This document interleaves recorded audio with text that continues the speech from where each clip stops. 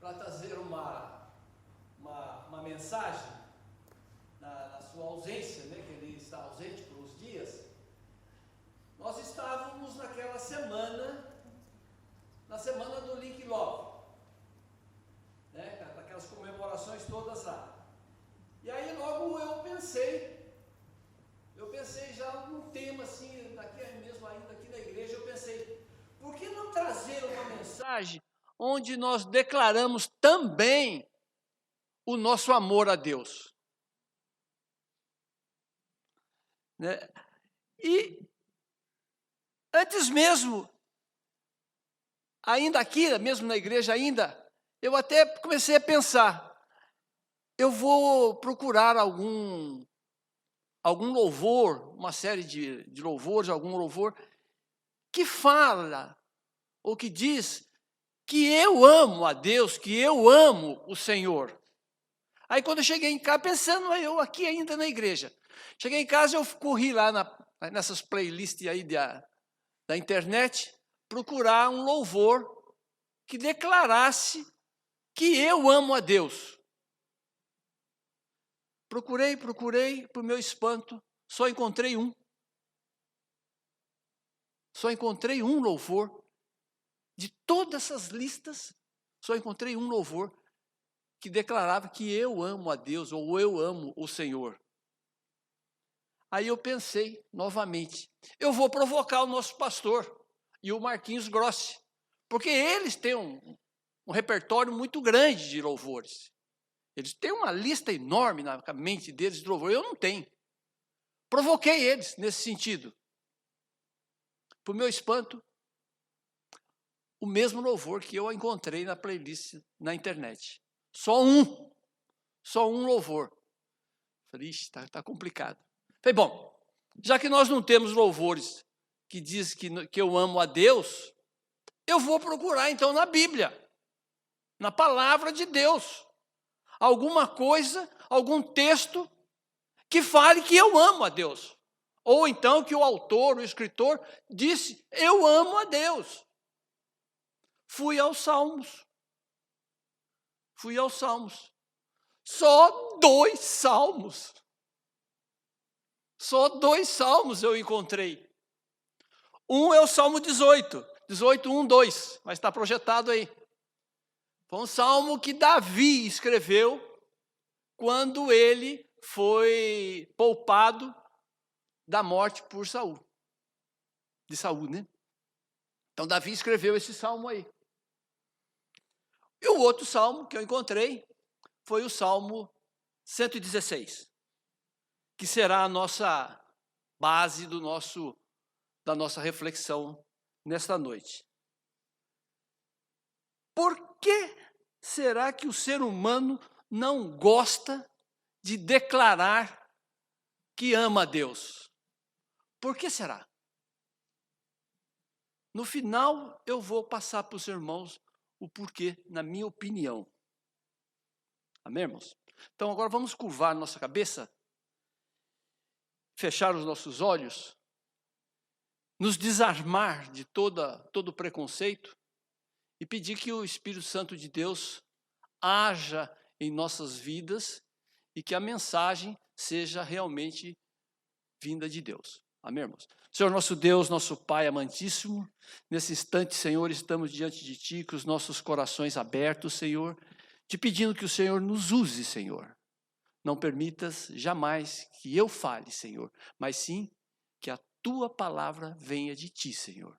Use-me, Senhor, conforme o Teu querer, Senhor, e que essa mensagem, essas palavras, esses textos que vão ser lidos aqui, sejam de luz para os nossos caminhos, Senhor, e que nós jamais nos esqueçamos, Senhor. É em nome de Jesus que nós oramos e te agradecemos. Amém. Abra então a sua Bíblia no Salmo de número 116. Nós faremos a leitura do verso 1 até o verso 12. Os irmãos que têm as suas Bíblias aí, mantenha elas abertas. Se possível, até mantenha uma caneta ao lado para fazer algumas possíveis anotações, se achar necessário. E nós vamos ler até o verso 12 apenas. Aqueles que não tiverem as suas Bíblias, vai estar projetado aí os textos, todos eles vão estar projetados aí no telão. E diz assim: amo o Senhor porque Ele ouve a minha voz e as minhas súplicas. Porque inclinou para mim os seus ouvidos, invocá-lo-ei enquanto eu viver. Laços de mortes me cercaram, e angústias do inferno se apoderaram de mim. Caí em tribulação e tristeza. Então, invoquei o nome do Senhor. Ó Senhor, livra-me a alma. Compassivo e justo é o Senhor. O nosso Deus é misericordioso. O Senhor vela pelo simples. Achava-me prostrado e Ele me salvou. Volta minha alma ao teu sossego, pois o Senhor tem sido generoso para comigo. Pois livraste da morte a minha alma, das lágrimas os meus pés, da queda os meus pés.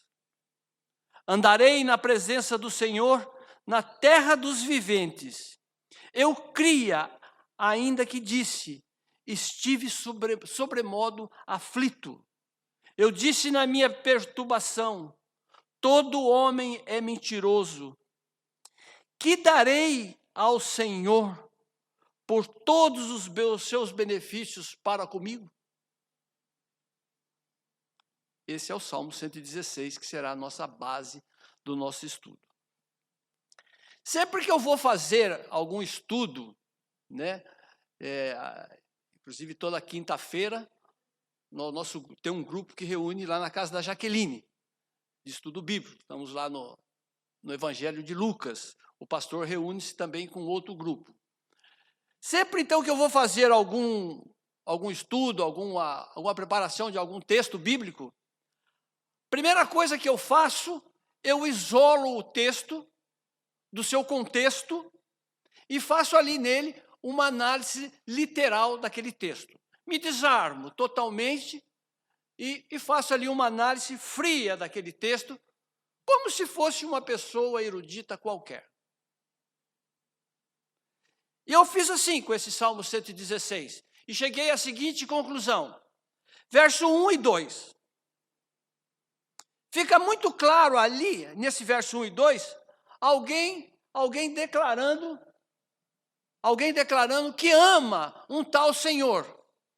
E eu notei que esse tal Senhor está com letra maiúscula. Verso 3.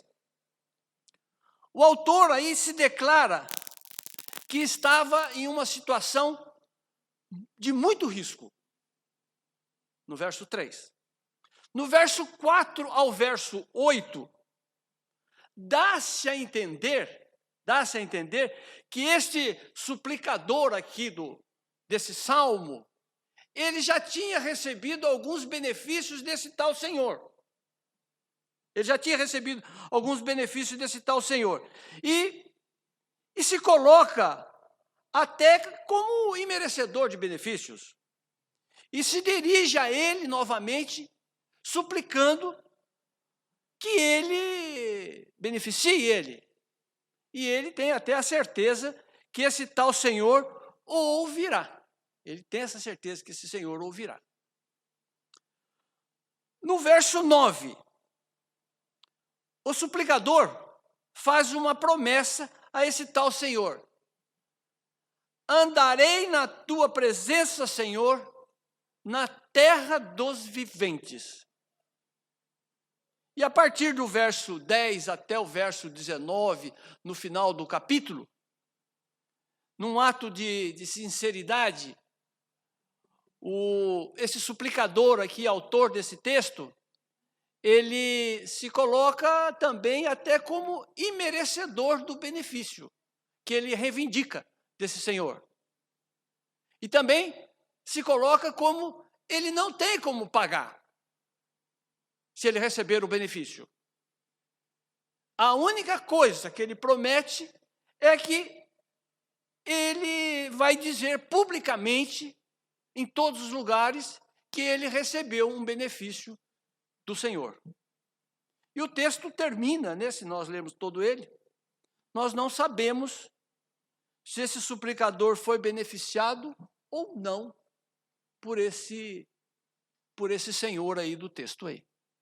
Esse seria uma análise literal de alguém que não conhece, que não tem a ação do Espírito Santo de Deus, uma pessoa erudita. Um escolar, por exemplo, que darmos esse texto numa análise de texto de vestibular para alguém interpretar, ele faria, com certeza, essa análise, sem nenhuma ação espiritual. Faria essa análise fria e crua aqui, do texto aqui.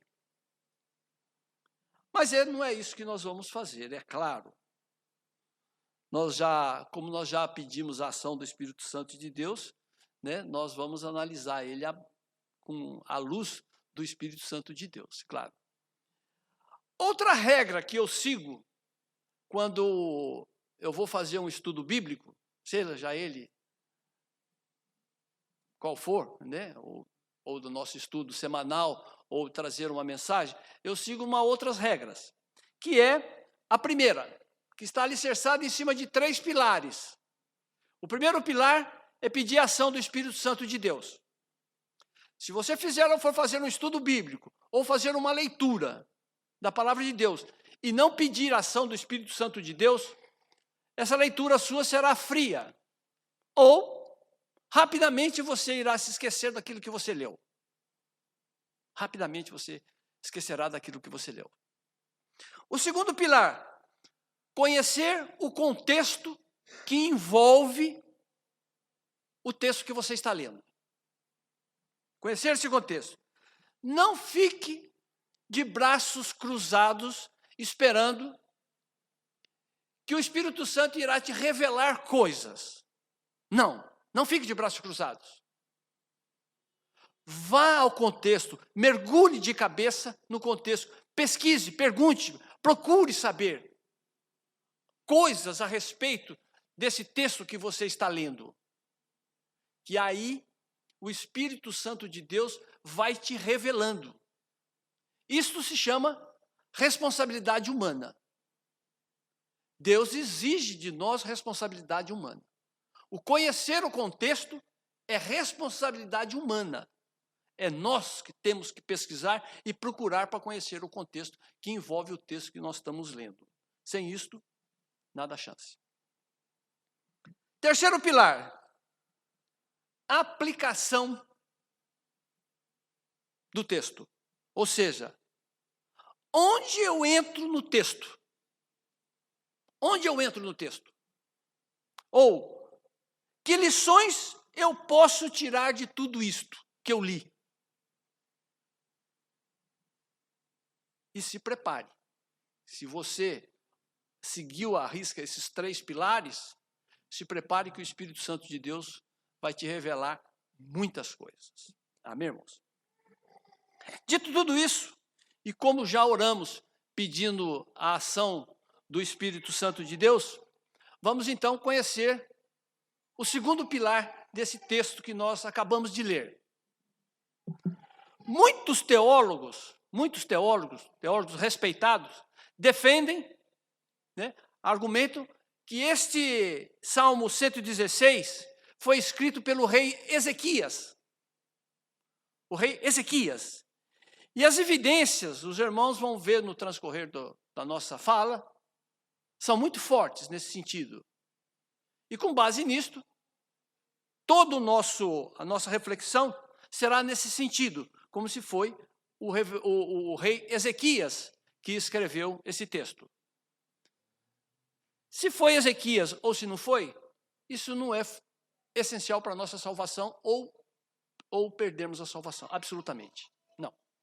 Quando nós chegarmos no céu, nós procuramos lá o Ezequias, nós perguntamos, foi você, Ezequias, que escreveu aqui o Salmo 16? Foi, não foi? Beleza. Não vai alterar em nada, não vai alterar em nada. Mas vamos conduzir a nossa reflexão como se tenha sido escrito pelo rei Ezequias. Quem foi o rei Ezequias? Quem foi o rei Ezequias? Das muitas informações que eu pesquisei a respeito de Ezequias, eu vou repassar apenas algumas para os irmãos. As que eu acho mais importantes, ou as que mais se encaixam aqui em relação ao texto lido. Primeiro, ele foi filho do perverso e idólatra rei Acás. O rei Acás foi filho desse maluco chamado Acás. Acás, ele foi aquele rei que ele introduziu no templo todo tipo de imundície e idolatria. Acás introduziu no templo tudo isto. E por conta disto, houve uma debandada dos sacerdotes e dos levitas. Eles abandonaram o templo. Então o templo ficou a serviço de Acás, para fazer as suas loucuras dentro do templo. E no auge da sua loucura, para os irmãos terem uma ideia, Acás sacrificou um dos seus filhos a um deus pagão que ele introduziu dentro do templo. Acás fez isto. Ezequias foi filho desse maluco Ezequias, foi desse maluco Acás. Com a morte do rei Acás, que não fora sepultado na sepultura dos reis de Judá, assume então seu filho, Ezequias, que até então, nesse ano, ele estava aí com 25 anos de idade. Ele assume o reinado, Ezequias, com a morte de Acás. E Ezequias reinou em Judá por 13 anos. 13 anos. Ele foi o 13º rei de Judá. Naquela linha, ele foi o 13º rei de Judá. E reinou 29 anos, morrendo com 54 anos de idade. Esses números eles são importantes porque eles fazem uma jogada aí no meio todo aí. Então ele foi o 13º rei e reinou 29 anos. Eu diria que Ezequias foi alguém que contrariou uma tese defendida por um pensador, um monge do século IV, que defendia, na sua ideia, ele defendia que o homem não nasceu com o pecado, porque o homem é a imagem e semelhança de Deus, portanto, ele não poderia nascer pecador. Portanto, o pecado, ele é fruto do meio no qual o homem vive. Esse maluco chamava Pelágio. E essa teologia de Pelágio, ela ganhou muita força nesse período cristão. Claro que ele foi combatido duramente por Agostinho de Hipona. Claro, ele foi combatido duramente e muitas das suas teses ruíram. Mas Ezequias contraria a tese de Pelágio, porque Ezequias ele tinha tudo para ser uma pessoa ruim. Por quê? Ele viveu no meio de pessoas cruéis, ele era filho de Acás, um dos homens mais ruins que passou por aqui. Ezequias contrariou totalmente a tese de Pelágio. Ezequias não andou nos caminhos do seu pai. Ele não foi fruto dos caminhos do seu pai. Ezequias, tocado pelo Espírito Santo de Deus, andou nos caminhos do Senhor.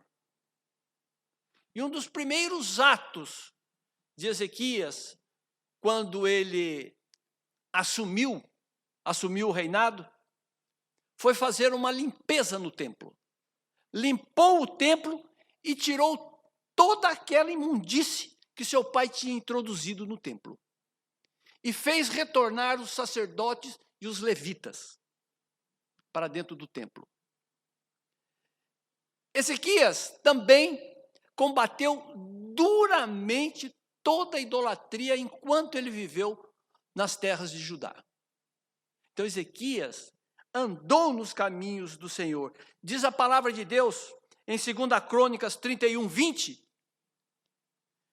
que o rei Ezequias foi o homem mais piedoso de sua geração e que depois dele não surgiu nenhum mais tão piedoso quanto ele. Esse era o rei Ezequias, autor desse Salmo 116. continuei debruçado na história do rei Ezequias. Continuei debruçado na história do rei Ezequias. E descobri que no seu 10º ano de reinado, portanto, no auge do seu reinado, estava no auge do seu reinado próspero, pujante. Portanto, ele estava lá em torno mais ou menos de 39 anos de idade. Surge na vida desse generoso e fiel homem de Deus 2 grandes problemas. 2 grandes problemas. O primeiro, nós nominamos aqui de problema externo. Problema externo. O seu reino, ou o reino de Judá, é sitiado pelo exército mais forte e cruel que existia no mundo naquela época. O exército dos assírios, do Império Assírio. Os assírios cercam o reino de Ezequias, o reino de Judá. A essa altura, os assírios já tinham destruído totalmente o reino do norte. Já não existia mais nada do reino do norte. Os assírios tinham destruído e arrebentado com tudo aquilo.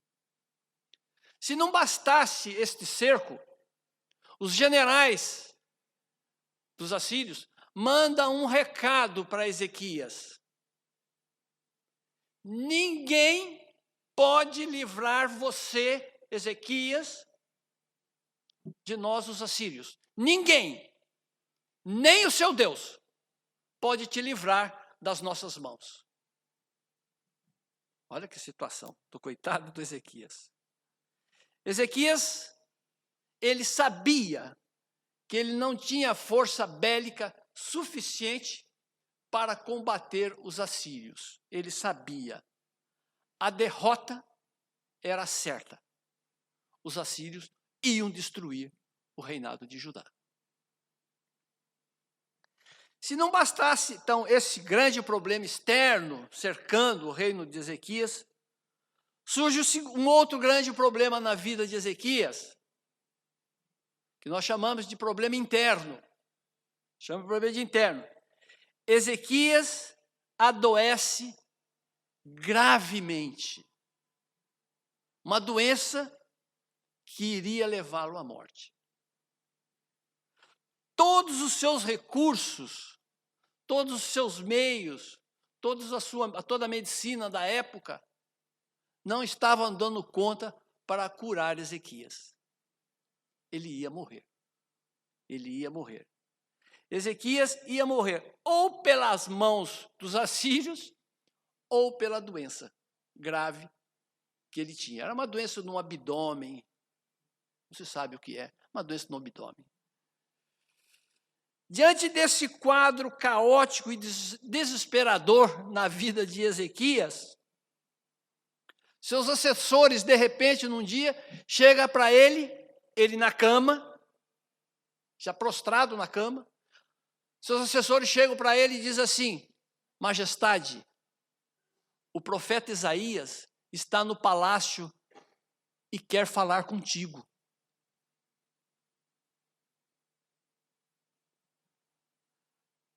O que passaria na sua mente ou na sua cabeça numa situação dessa?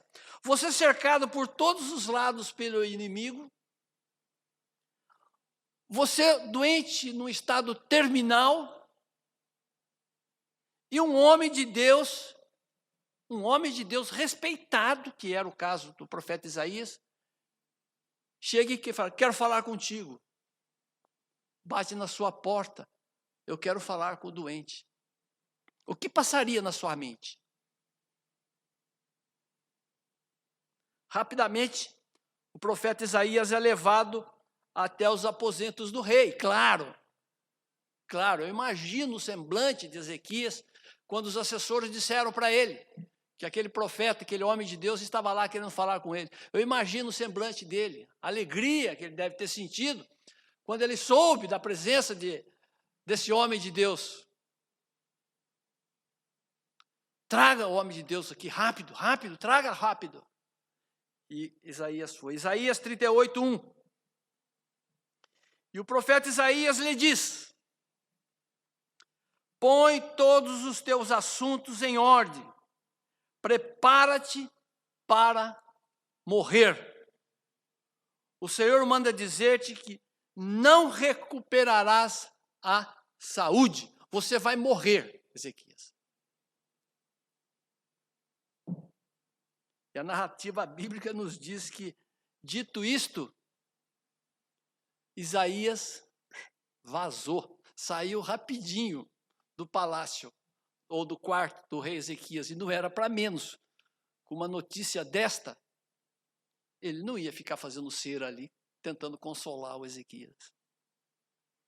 Nos diz ainda a palavra de Deus, que quando Ezequias ouviu essa fala desse homem de Deus, e Ezequias sabia, conhecia Isaías, sabia da seriedade de Isaías, sabia que Isaías não estava profetando de qualquer jeito, não.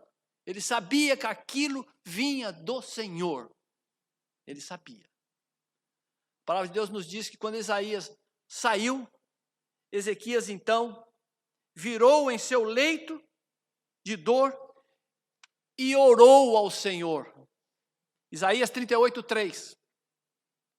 Ó Senhor, lembra-te de como eu tenho sido honesto e sincero contigo, e como procurei obedecer a tudo o que tens dito.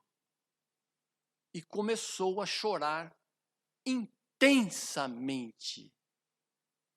Eu confesso para os irmãos que quando eu mergulhei na história de Ezequias, para saber toda a história de Ezequias, e quando eu cheguei nesses textos aqui de Isaías, nessa fala de Isaías, e depois nessa oração de Ezequias, nesse choro intenso de Ezequias, eu confesso para os irmãos que eu estava tão envolvida no texto que meus olhos também me merejaram.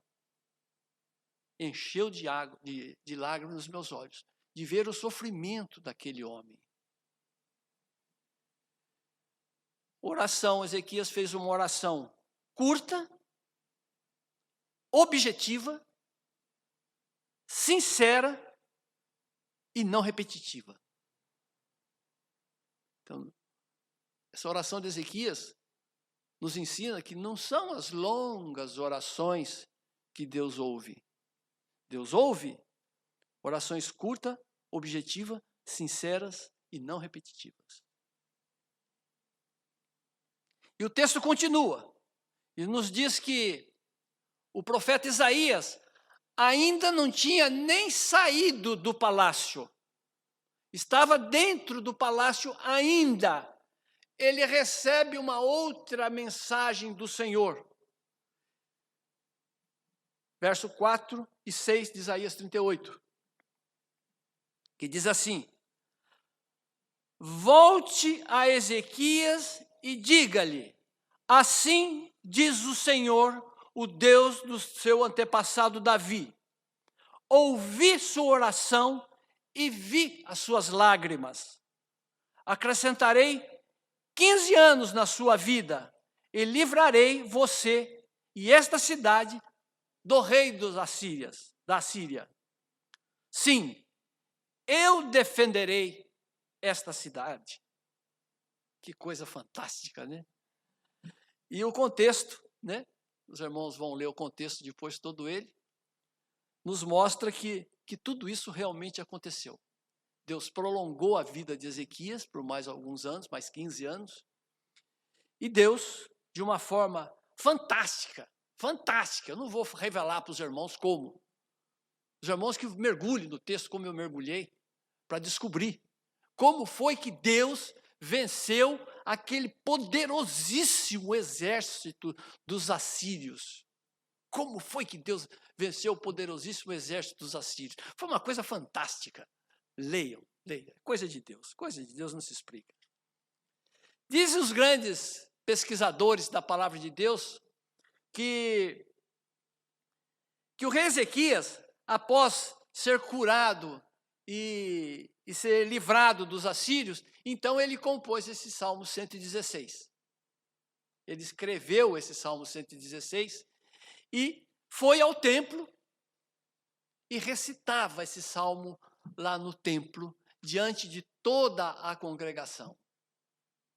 Então, esse é o contexto que envolve o nosso Salmo 116, do porquê desse Salmo 116. Os irmãos se lembram, então, do terceiro pilar de um estudo bíblico. O que tudo isso tem a ver comigo? Que lições eu posso tirar de tudo isto? Os assírios nem existem mais. A nação assíria nem mais existe. Nada mais disso existe. O que tudo isso tem a ver comigo? Vamos, então, destrinchar o nosso texto. Salmo 116, 1, 2. Amo o Senhor, porque Ele ouve a minha voz e as minhas súplicas. Porque inclinou para mim os seus ouvidos, invocá-lo-ei enquanto eu viver. Como já dissemos, fica aqui muito claro, né? Uma declaração de amor condicional. Declaração de amor condicional. Amor condicional a Deus. Ou seja, Ezequias amava a Deus porque, primeiro, ele ouvia a sua voz e ouvia as suas súplicas. E também porque Deus até se inclinava a ele para ouvir melhor. Por isso que Ezequias amava o Senhor. Amor condicional. A pergunta que eu faço para os irmãos responder para si próprio é a seguinte: você ama a Deus? Responda para você mesmo. Responda no seu subconsciente. Você ama a Deus? Com certeza absoluta, né? Todos aqui responderam que sim, que amam a Deus. E eu coloco mais uma pergunta para os irmãos. Aliás, vou colocar muitas perguntas. Por que você ama a Deus? Por que você ama a Deus? Ezequias deu 2, 3 motivos aqui porque ama a Deus. Responda um só. Descubra um só motivo. Um só. Por que você ama a Deus? E guarde na sua mente.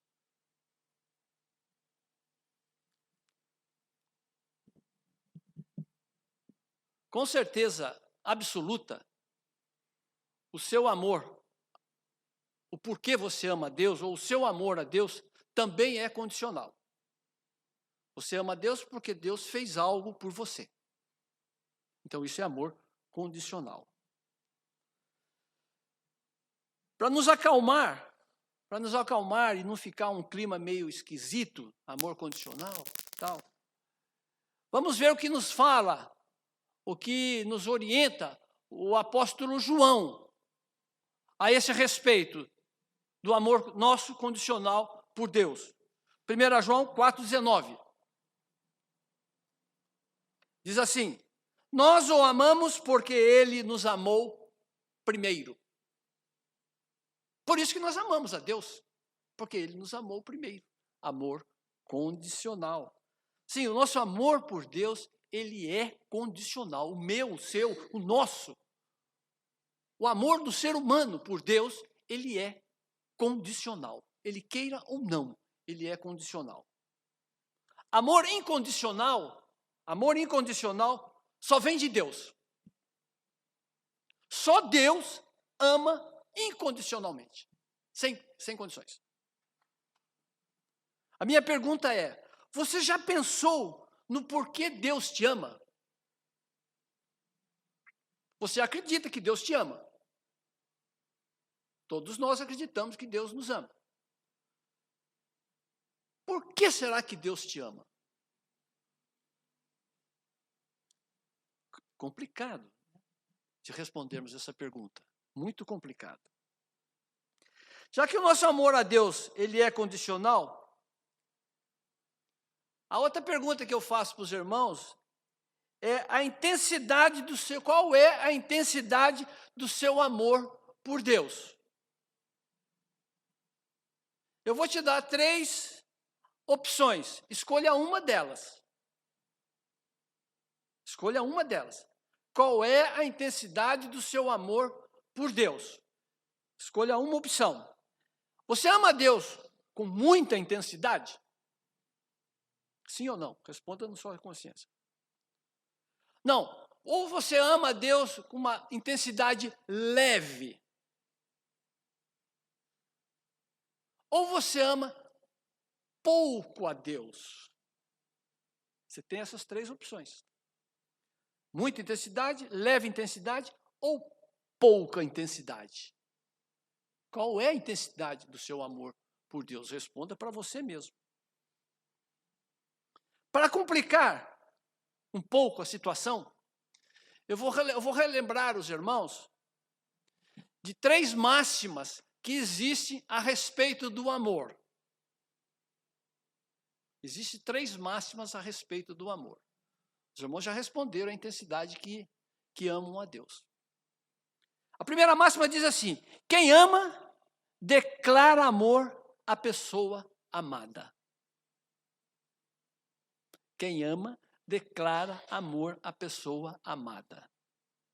Ponto final. Pergunta: quantas vezes você e eu já declaramos que amamos a Deus? Quantas vezes você já declarou que ama a Deus? Pense. Segunda máxima: quem ama, dedica tempo à pessoa amada. Quem ama, dedica tempo à pessoa amada. Um dia tem 24 horas e 1440 minutos. Quanto tempo você e eu estamos dedicando exclusivamente para Deus? Quem ama, dedica tempo à pessoa amada. Quanto tempo você está dedicando num dia para Deus? Terceira máxima: quem ama, agrada a pessoa amada. Quem ama, agrada a pessoa amada. Como temos agradado a Deus? Se temos agradado a Deus, como? Como temos? Será que o que eu tenho feito em prol da expansão do reino de Deus está agradando a Deus? Ou é apenas um trapo imundo ou um trapo velho que não serve para nada, para Deus? Como é que eu tenho agradado a Deus? Eu volto à pergunta: com que grau de intensidade, agora, né, você conheceu as 3 máximas, lembrou das 3 máximas, né? Com que grau de intensidade você ama a Deus? Muito, leve, pouca, e eu vou acrescentar mais uma, ou nenhum grau de intensidade. Nada, não ama nada. Sim, o nosso amor a Deus, ele é condicional. Somente Ele, e só Ele, nos ama incondicionalmente. Se não fosse por esse amor incondicional de Deus, nós não estaríamos aqui agora nesse momento. Não, nós não estaríamos aqui agora nesse momento. Deus não viu nenhum mérito, nenhuma qualidade em nós para Ele nos amar. Nenhum mérito em nós para Ele nos amar. E tem mais. Esse amor incondicional de Deus, ele se renova a cada manhã. E a cada manhã ele se renova. Ele é um novo amor por nós. É uma coisa fantástica. Verso 3. Laços de morte me cercaram, e angústias do inferno se apoderaram de mim. Caí em tribulação e tristeza. A Bíblia de Genebra, que é uma Bíblia que eu particularmente gosto muito, ela interpreta esse texto, esse verso dizendo que a sensação de Ezequias aqui, nesse verso, nessa situação que ele estava vivendo, era como de alguém que estava amarrado por uma corda e sendo puxado para dentro de uma sepultura. A coisa era terrível. Ou ele morria na mão dos assírios, ou ele morria da doença. Ele não tinha saída. Então a Bíblia de Genebra interpreta dizendo isto, que ele estava numa situação como de alguém sendo puxado para dentro de uma sepultura por uma corda. Desespero total que deve ser isso. Já o reverendo Hernandes Dias Lopes, um pastor brasileiro, ele diz que o desespero e angústia de Ezequias era tanto que ele chegou a dizer que o inferno tinha mudado de endereço. Ou seja, o inferno estava morando dentro dele. De tão desesperadora que era a situação dele. Laços de morte me cercaram, angústias do inferno se apoderaram de mim. Ezequias não via saída para o seu caso. Não via saída para o seu caso. O inferno está morando dentro de mim. O inferno mudou de endereço. Coitado de Ezequias. E a pergunta que me veio à mente foi: como pode alguém que andava nos caminhos do Senhor e fez o que fez em prol do reino de Deus, está vivendo uma situação tão terrível desta? Como pode? E a resposta que me veio, irmãos, foi o seguinte: mesmo nós andando no caminho do Senhor, estamos sujeitos a ataques, tanto de fora como angústias internas. Mesmo nós andando no caminho do Senhor, estamos sujeitos a esses ataques. Concorda, pastor André?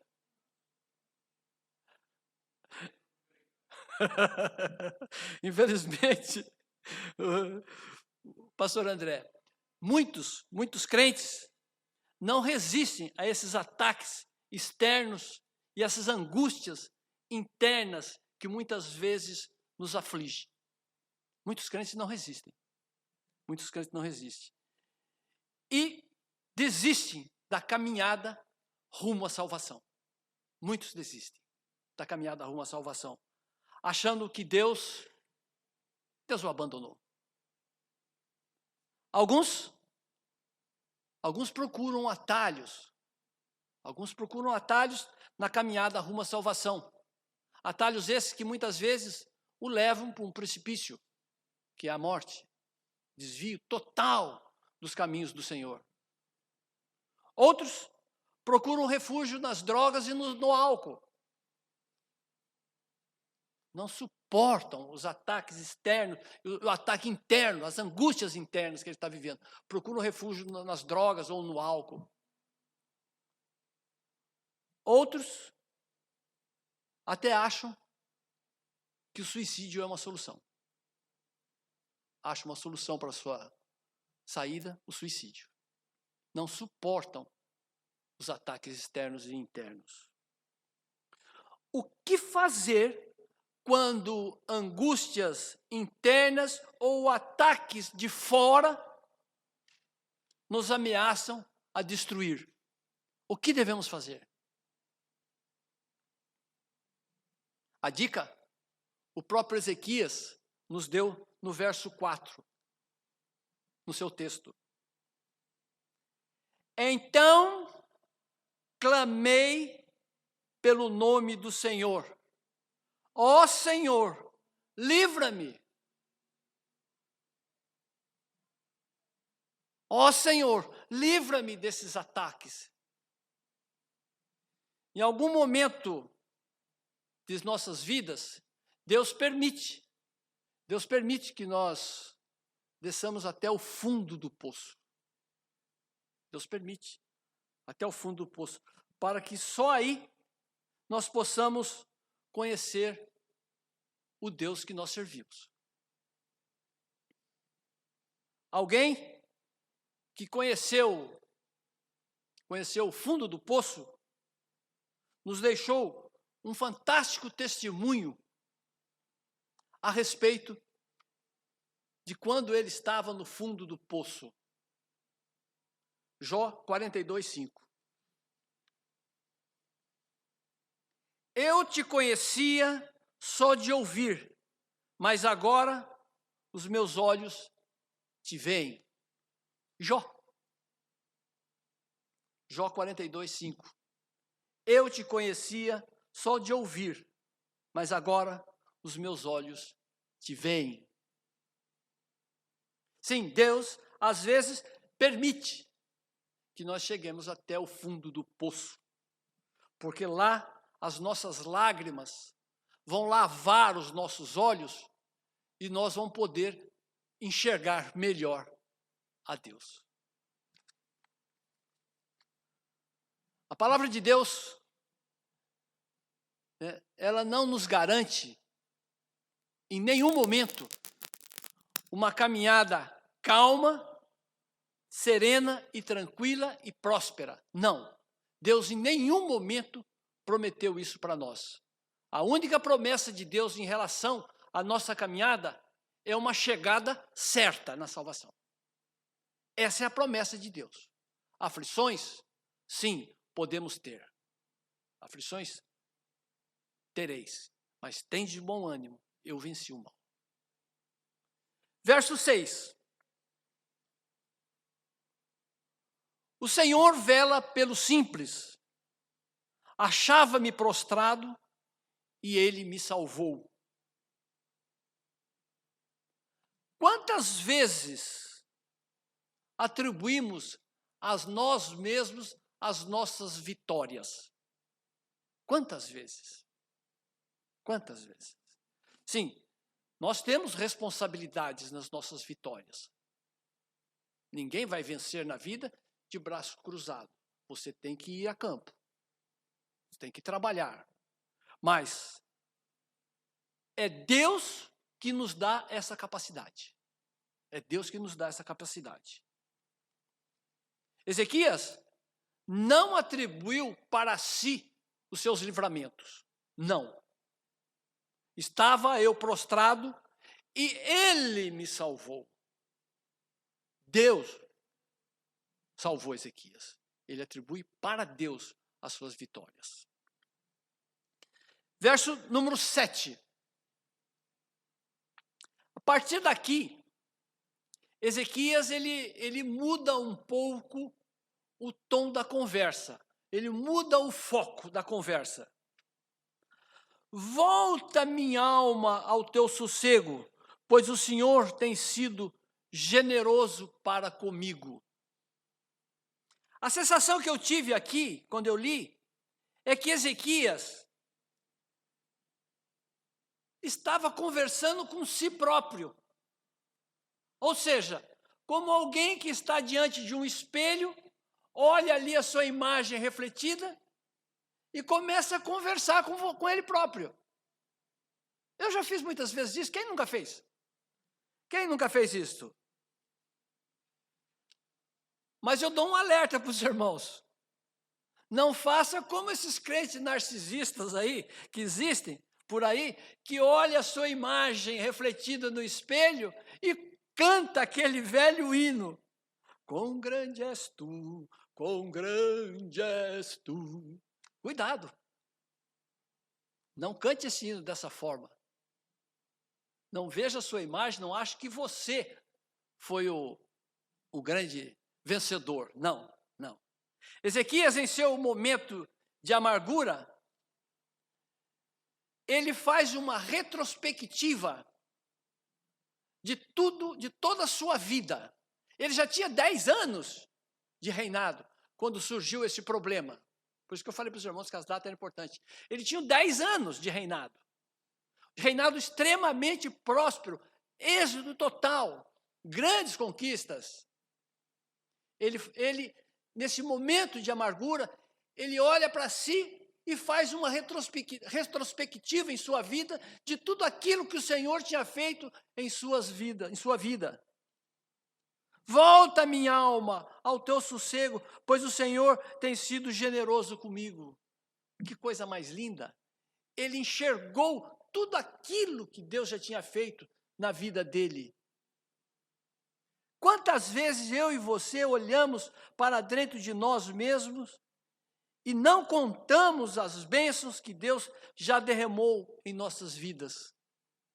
Quantas vezes você já contou as bênçãos que Deus derramou em suas vidas, em sua vida? Quantas vezes você já fez isso? Faça isso e verá surpreso quanto Deus já fez. O velho hino, volta o velho hino, que a gente sempre fala aqui no final de ano, da retrospectiva das bênçãos que Deus tem derramado em nossas vidas. Nessa retrospectiva de Ezequias, ele percebeu aqui 3 livramentos nesses 10 anos da sua vida. Primeiro, está no verso 8. Esse verso nós vamos fracionar ele. Verso 8. Porque tu, Senhor, livraste a minha alma da morte. Esse foi o primeiro livramento na vida de Ezequias, que ele coloca aí. Ezequias não tinha saída. A situação dele era caótica. Ou ele morria, ou ele morria. De um jeito ou de outro ele ia morrer. Foi exatamente isso que estava acontecendo conosco. Nós estávamos mortos por causa do nosso pecado original. Nós não tínhamos saída. Nós não tínhamos. E Deus, somente Deus, através da morte de Jesus Cristo na cruz do Calvário, Ele nos libertou a nossa alma da morte. Ele libertou a nossa alma da morte. Eu fiz uma pergunta aqui. Você crê nisto? E se não bastasse isto, se não bastasse a morte de Jesus Cristo na cruz do Calvário, Deus ainda mandou o seu Espírito Santo de Deus para andar ao nosso lado diariamente, para conduzir as nossas vidas e nos colocar sempre no rumo do caminho, rumo à salvação. Nunca permitir que nós desviemos do caminho rumo à salvação. Além da morte de Jesus Cristo na cruz do Calvário, Deus ainda, no seu amor incondicional, Ele manda o seu Espírito Santo para estar ao nosso lado diariamente, nos orientando e nos seguindo. Foi Deus que nos livrou a nossa alma da morte. Segundo livramento, porque tu, Senhor, livrastes os meus olhos das lágrimas. Os lenços e os homens, eles podem sim enxugar as nossas lágrimas. Sim, é comum isso. Mas só Deus, somente Deus, pode estancar as nossas lágrimas. Porque Ele vai na causa das nossas lágrimas. Deus foi na causa das lágrimas de Ezequias. Só Deus pode estancar as nossas lágrimas. Os homens e os lenços, eles apenas enxugam, mas elas vão brotar novamente. Mas quando você se coloca diante de Deus, Ele vai estancar as suas lágrimas, porque Ele vai na causa das nossas lágrimas. Quantas vezes você já chorou diante de Deus? Quantas vezes você já chorou diante de Deus? Experimente e verá como é bom e confortante chorar diante de Deus. Terceiro livramento, livraste os meus pés da queda. Ezequias estava encurralado, já dissemos isso várias vezes, ele não tinha saída. Foi salvo por uma intervenção divina. Foi salvo por uma intervenção divina. Foi exatamente isto que aconteceu conosco. Nós, com as nossas próprias forças, nós jamais conseguiríamos vencer o pecado. Jamais nós conseguiríamos. Ezequias não tinha força bélica suficiente para vencer os assírios. Assim como nós também não temos força suficiente e nem condições de vencer as tentações, vencer o pecado em nossas vidas. Não, nós não temos essa força. Somente Deus pode nos livrar os nossos pés dessa queda. Somente Ele pode livrar os nossos pés da queda. Foi Deus, foi Cristo na cruz do Calvário que nos livrou os nossos pés da queda e nos deu uma nova vida. Depois que Ezequias ter feito esta retrospectiva e descobrir o quanto Deus lhe tinha feito, ele assume 3 compromissos com Deus. Ele assume 3 compromissos com Deus. Primeiro compromisso, verso 2, apenas uma parte do verso 2. No final, né? Invocá-lo-ei enquanto eu viver. Um compromisso que ele assumiu com Deus. Quantas vezes você e eu já fizemos isto? Por estar em situação difícil, dificílima, a gente faz uma promessa a Deus. Livra-me, Senhor, desse problema, que eu andarei em seus caminhos. Ou então, o mais comum, me dê esse emprego, ou aquele negócio, que eu serei fiel a ti. Quantas vezes Ezequias fez esse compromisso com Deus, e ele cumpriu. E ele cumpriu enquanto viveu. Segundo compromisso, verso 9. Andarei perante a face do Senhor na terra dos viventes. Ezequias não está dizendo aqui que andaria na presença do Senhor apenas no meio da congregação. Não. Ele está dizendo que ele andará nas terras dos viventes, ou seja, ele será uma testemunha de Deus em todos os lugares que ele passasse. Ou seja, ele seria uma testemunha na família, no trabalho, no trânsito, na escola, no dia a dia, na vida, em todos os lugares em que eu passar. Na terra dos viventes serei uma testemunha. Quantas vezes eu também já fiz essa promessa a Deus? Quantas vezes? Se Deus me abençoar nisto ou naquilo, eu me tornarei um crente pontual. Vou chegar na hora na igreja todo dia. Antes de iniciar o culto, eu vou estar na igreja. Ou então, serei um crente participativo. Vou participar. Vou até participar do Parceiros da Bíblia esse ano. Se Deus me abençoar. E serei uma testemunha no meio dos viventes. Você já fez alguma promessa desse tipo a Deus? Você já fez? Eu já fiz. E o pior, eu não cumpri. Ezequias cumpriu. Terceiro compromisso de Ezequias. Volta lá no verso 1. Amar ao Senhor, ou seja, amar a Deus. Eu volto à pergunta do início. Você ama a Deus? Você ama a Deus? Eu tenho certeza absoluta, né, como já dissemos, que a sua resposta foi sim. E eu te lembro novamente das 3 máximas do amor. Se você ama a Deus,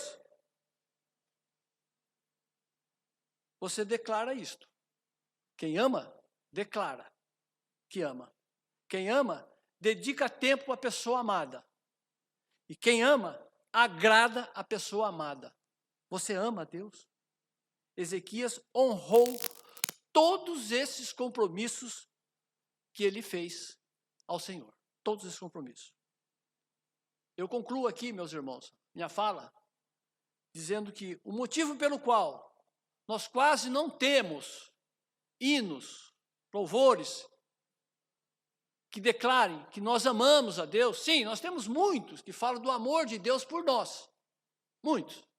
Mas que nós amamos a Deus, nós não temos tantos hinos. Eu só encontrei um, como eu disse para os irmãos. É porque falar isto não é tão simples. Não é fácil. Para nós falarmos isto, nós temos que ter todas essas regras do amor em mente. Senão não é amor. Senão não é amor. É negociado com Deus. A história de Ezequias, irmãos, é a minha história. É a minha história. E talvez seja a sua história também. Pense nisso. Pense nisso. Enquanto há vida, há tempo para se declarar a Deus. Enquanto há vida, enquanto nós estamos vivos, existe tempo para nós declararmos que amamos a Deus. Declararmos publicamente que amamos a Deus. Tome essa atitude e você verá, ficará surpreso o quanto Deus te abençoará. Amém, irmãos? Amém. Senhor, nosso Deus, nosso Pai, nós te agradecemos, ó Pai, por essas palavras, Senhor, ditas aqui, Senhor. E nós te pedimos que o Senhor venha estar conosco, Senhor, guardando bem no nosso coração, Senhor. E nos ensine, Senhor, como nós devemos manifestar nosso amor por Ti, Senhor. Mostre, Senhor, crie, Senhor, as oportunidades para nós podermos declarar publicamente que nós amamos a Ti, Senhor. Tira, Senhor, essa timidez, tira, Senhor, esse cuidado, esse medo que nós temos de declarar amor. Sim, o nosso amor é condicional, Senhor, mas ensine-nos, Senhor, como nós devemos agradar a Ti, Senhor. Perdoe, Senhor, as nossas fraquezas, Senhor. Perdoe, Senhor, as nossas limitações, Senhor. É em nome de Jesus que nós oramos e te agradecemos. Amém, Senhor. Amém.